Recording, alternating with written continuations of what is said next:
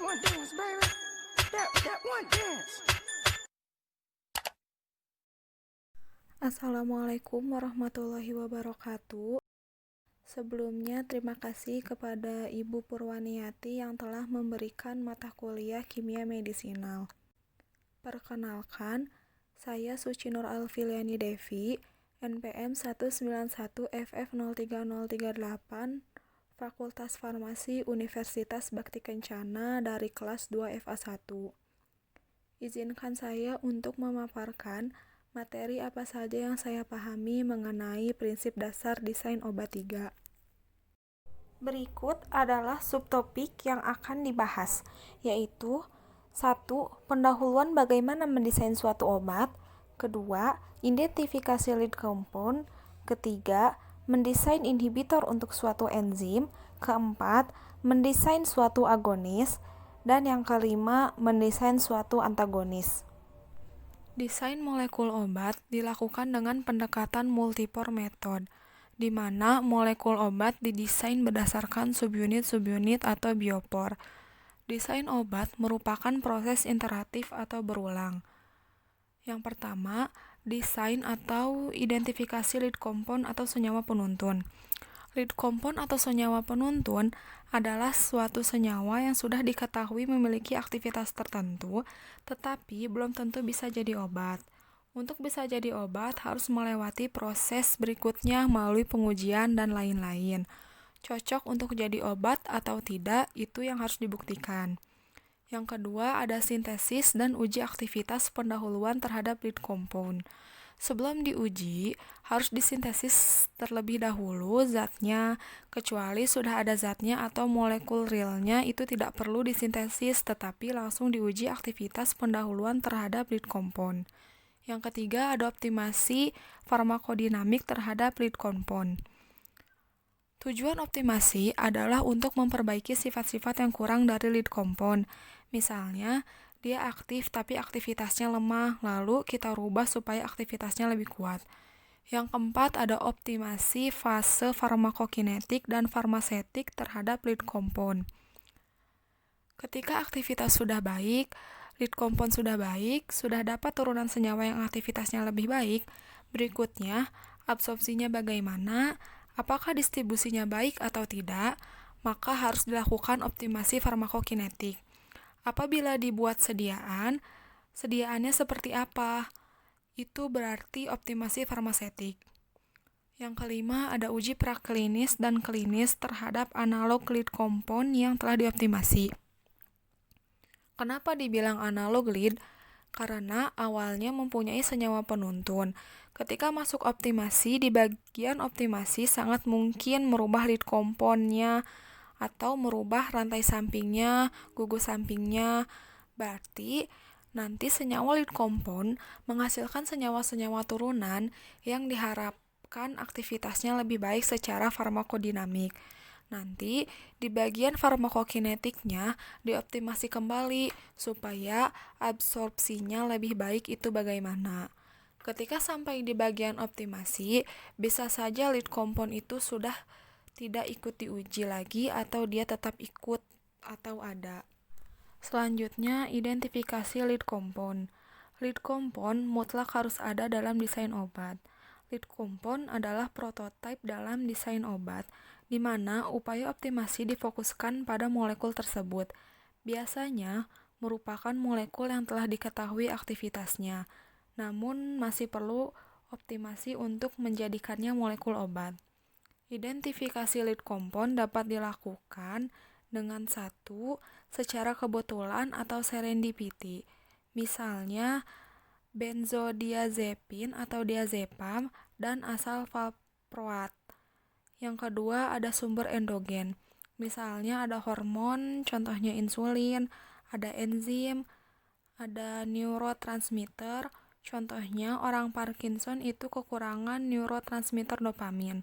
Maka pengobatannya bisa langsung diberikan dopamin. Jadi, dopamin ini bisa jadi lead compound. Yang ketiga, ada sumber eksogen.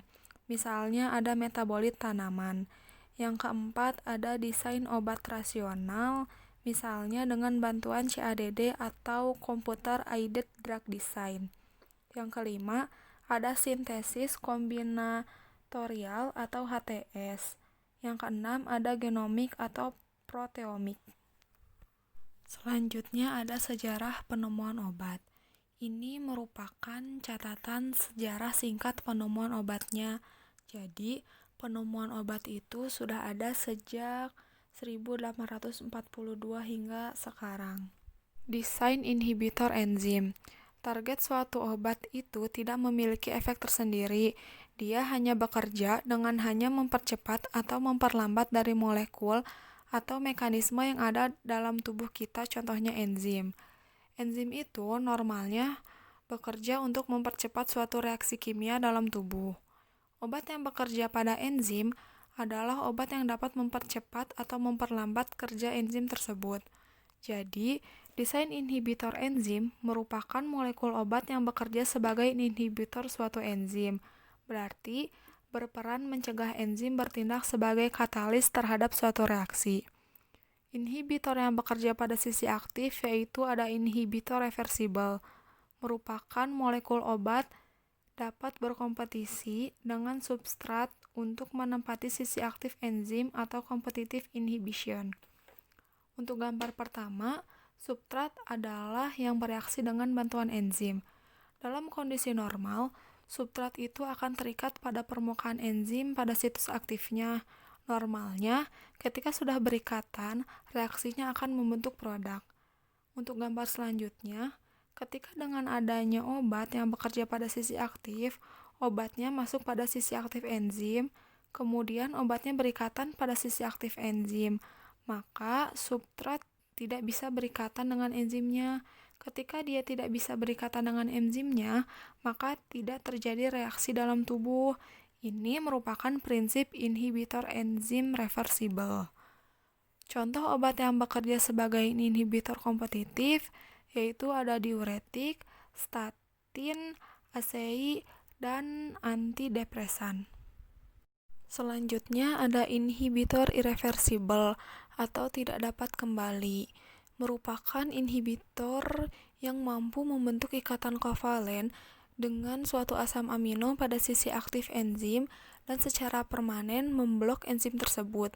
Inhibitor ini biasanya mengandung gugus fungsi elektrofilik yang dapat bereaksi dengan gugus nukleofilik suatu asam amino. Mendesain agonis. Target kerjanya adalah reseptor. Agonis itu apabila bekerjanya sama seperti neurotransmitter alaminya. Jadi, reseptor itu merupakan tempat kerjanya neurotransmitter. Obat yang bekerja sama seperti neurotransmitter tadi, maka obat tersebut dikatakan sebagai agonis. Sedangkan antagonis hanya menghalangi masuknya agonis atau neurotransmitter alaminya, sehingga reseptornya ini jadi tidak aktif. Syarat mendesain agonis yaitu molekul agonis harus mempunyai gugus fungsi yang tepat dengan posisi dan ukuran yang tepat pula atau tepat pada reseptornya. Contohnya, pada gambar A itu dianggap sebagai suatu target reseptor kita. Reseptor ini, binding site-nya atau situs aktifnya adalah gugus OH. Kemudian, ada van der Waals binding atau lokasi yang berikatan secara van der Waals, yang kemudian punya gugus yang hidrofobik yang C-nya panjang. Selanjutnya ada COO2- berarti mempunyai ion negatif. Untuk tahu cocok atau tidaknya suatu agonis dengan reseptor, bisa diperhatikan gambar yang di bawah atau kita sebut gambar B. Ketika dimasukkan agonis, maka posisinya akan seperti gambar B, di mana benzen akan berhadapan dengan van der Waals binding, maka akan membentuk ikatan hidrofobik. Pada molekul obat, di atasnya ada gugus OH bertemu dengan OH dari reseptornya, maka akan membentuk ikatan hidrogen. H pada target sebagai HBD dan O pada obat sebagai HBA.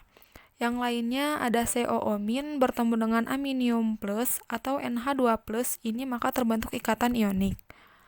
Ketika reseptor A terlihat miring dan reseptor B terlihat tegak, itu karena mengalami perubahan. Ketika pada reseptor B terjadi saling reaksi, maka akan menjadi tegak, sebab mereka harus saling mendekat dan berikatan, jadi reseptornya harus merubah bentuk. Ketika terjadi perubahan bentuk inilah, maka akan timbul efek. Senyawa dengan struktur yang berbeda, namun memiliki gugus pengikat yang sama terhadap suatu reseptor, maka potensial sebagai agonis. Desain antagonis merupakan suatu antagonis akan bekerja dengan menghalangi berinteraksinya antagonis dengan reseptornya. Jadi, prinsipnya hampir sama dengan desain agonis. Di antagonis itu, reseptornya tidak berubah bentuk karena dia hanya menghalangi, tidak menyebabkan efek. Jadinya, tidak ada perubahan bentuk pada reseptornya. Yang pertama, ada antagonis yang bekerja pada sisi aktif.